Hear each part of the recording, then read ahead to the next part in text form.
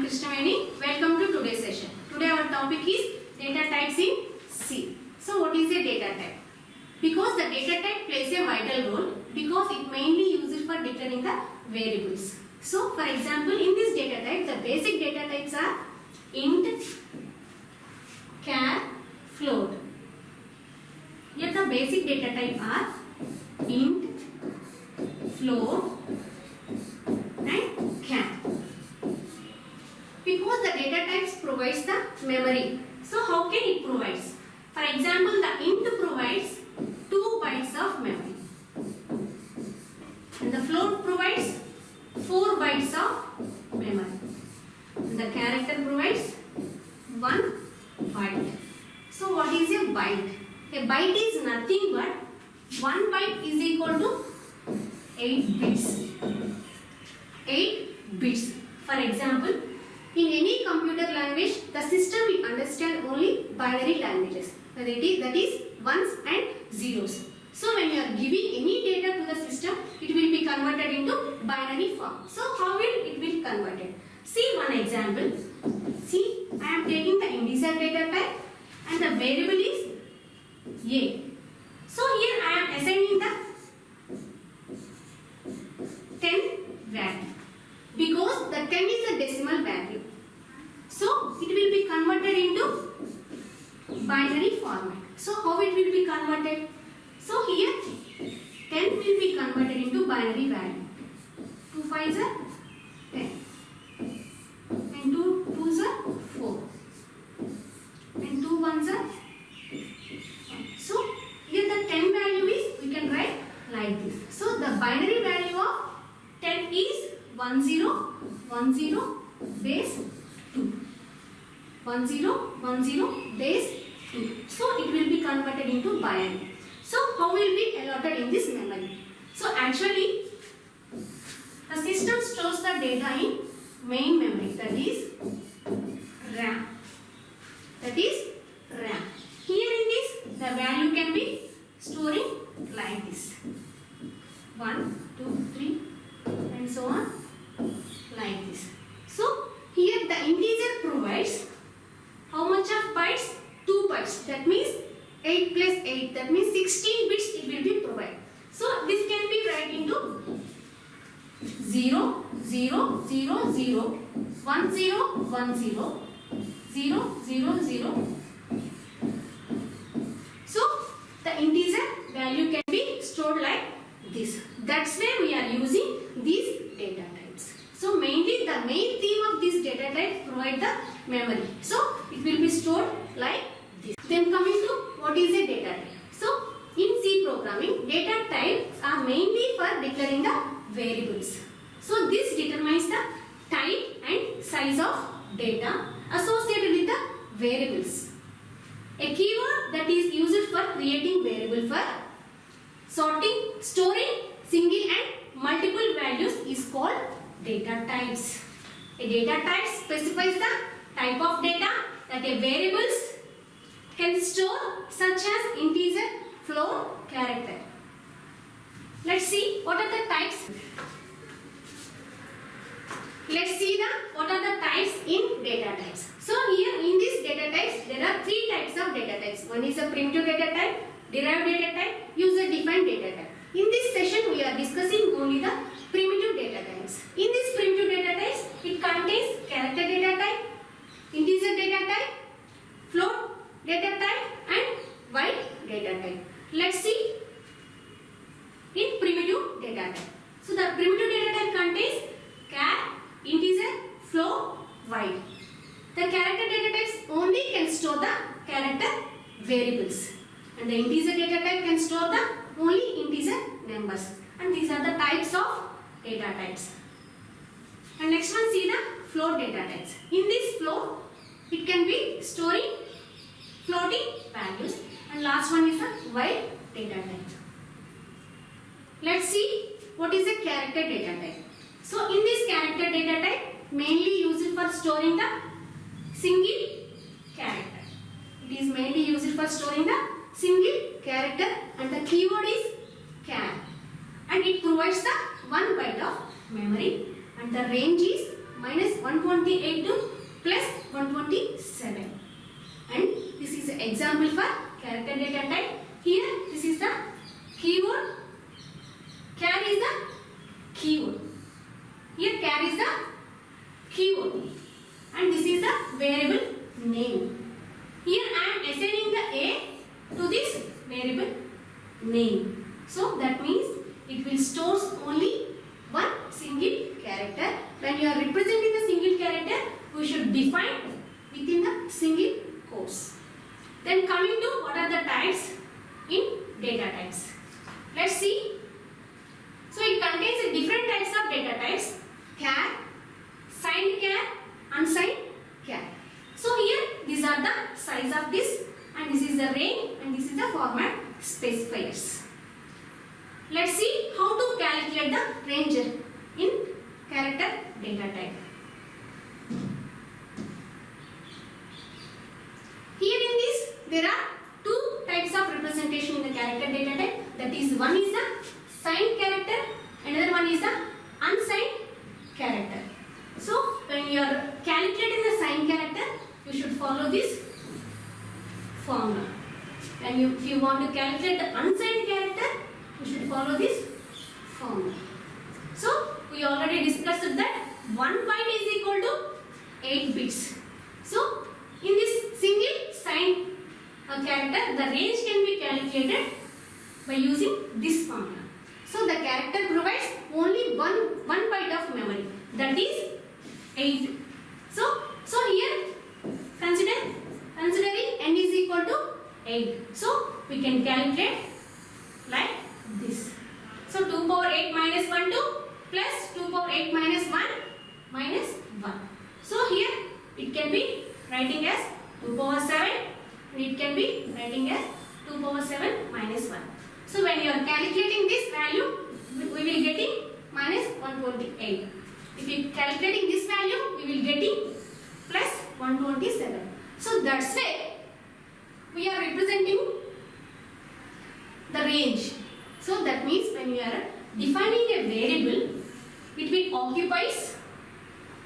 occupies the memories minus 128 to plus 127. That means in the memory it will be storing like this: 0, 1, 2, and so on. So here the way value can be converted into binary, and the value can be stored in the main memory. So this is the character data. So next one is the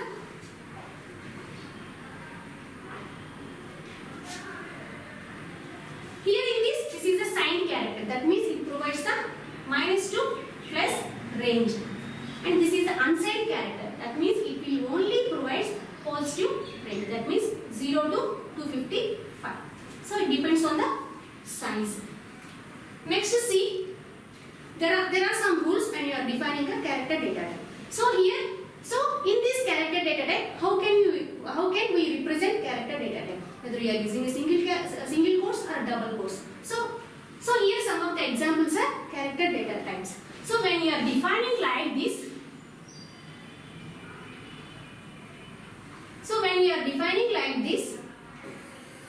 A. So what is the rule for character data type? When you are defining a character, you should use the keyword, and you should define within the. So when you are using a character, you should define character keyword, variable name, and variable. So this is the rule. When you are defining single character, we should define within the single quotes. So these type of quotations will not allow in the character data type.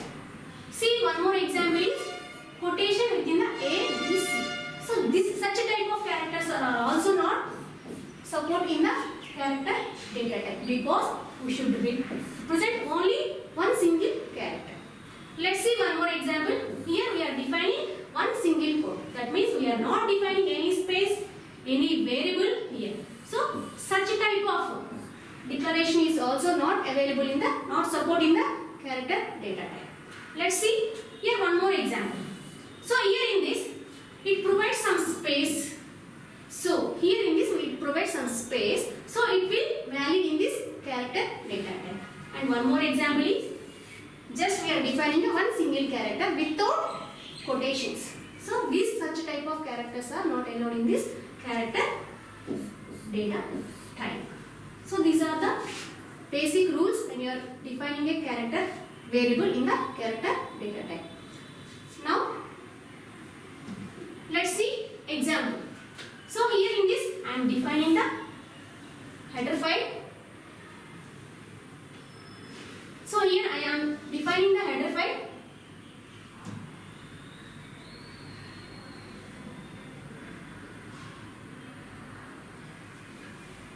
So here header file, and this is the main function and return type is int.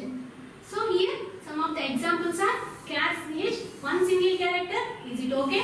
One single character, is it okay? And another one is 5. So it is also okay because there is no any mistakes. If you consider like this, it will be considered as one error. So we can print these values like ch is equal to %c. Why we are using %c? Because when you are defining a character, that means you should define the specifier is %c. And similarly, this also. So the output will comes like ch is equal to a and gender is equal to m and number is equal to 5. So this is the output when you are compiling and run this program. Let's see. Next data type. So the second data type is the integer data type. Here in this, these type of data types mainly used to store the integer values, and the keyword is int, and it provides 2 bytes of memory, and the range is -3276A to 32767. So that means we can calculate like this. So how much of it will provide 2 bytes of memory. That means 1 byte is equal to 8 bits. That means 2 into 8, 16 bits of memory bit provides. So 16 bit means we can write like this. But when you are representing a memory cell, you can start it with 0. So that's why we can write 2 power 50. So when you are calculating, the value will be getting, and it will be splitting into minimum to maximum range. So it will store the minimum range, and this is the maximum range.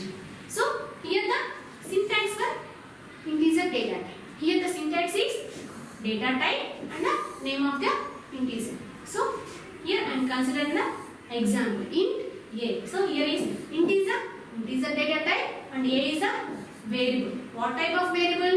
Integer variable. So here I am assigning the value to this variable. So a will store 10. So internally it will work. It will be converted into binary, and this value can be stored in this between this range. Let's see. These are the different types of integer data types. Int, signed, short int, unsigned int, long int, unsigned long int, and signed long int. And these are the size bytes, and these are the range, and these are the format specifiers. So these are defining in the program. Let's see. This is the program for integer data type. So here in this data type, I am declaring a is the one variable, a2 is the second variable, and a3 is the third variable, and a4 is the fourth variable. So it will, when you are defining signed long int, short int, based on the size, it will occupy these variables. So when you are compiling and run this program, the output will be 10, 200, 900. Sorry, 10, 100, 200, 900. So this will compile and run. The automatic the output will comes like this. So next see. Next one, third one is the float data type. So here in this float data type mainly used to store the floating values. So it will be classified into two types. One is the float and second one is the double. Let's come to the float data type. So in this float data type, it mainly stores the floating numbers, and the keyword is float, and it provides 4 bytes of memory, and the format specifier is %f, and the range is 3.4e minus 38 to 3.4e plus 38, and this is the exponential value, and the keyword is data type. So this is the syntax for floating data type.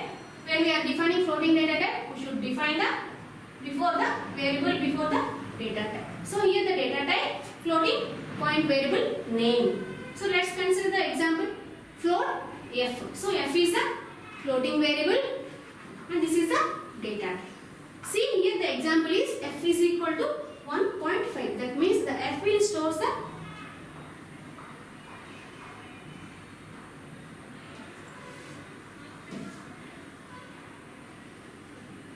So the f field stores the 1.5 value. It will be converted into binary format.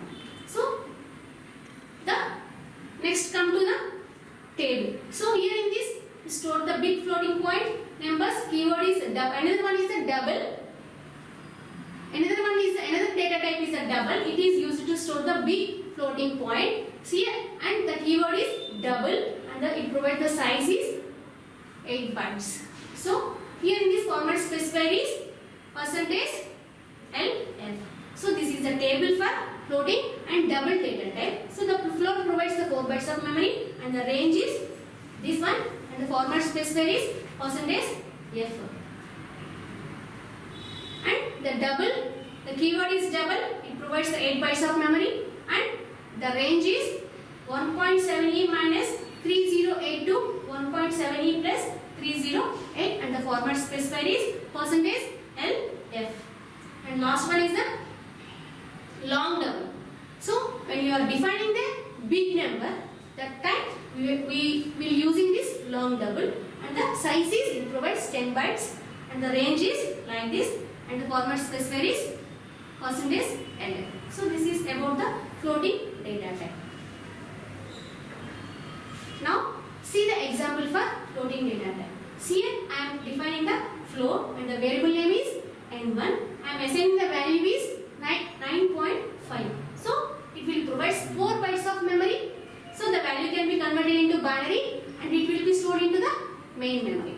So when you are print the value, we should define the format specifier, that is the %f, and we should print the value. So we can define the n1. So finally we close this code. And next one is the last data type is the void data type. So the void data type is an empty data type that has no value. This can be used in the functions and pointers because it does not store any value. It does not return any value. So that is this is the void data type.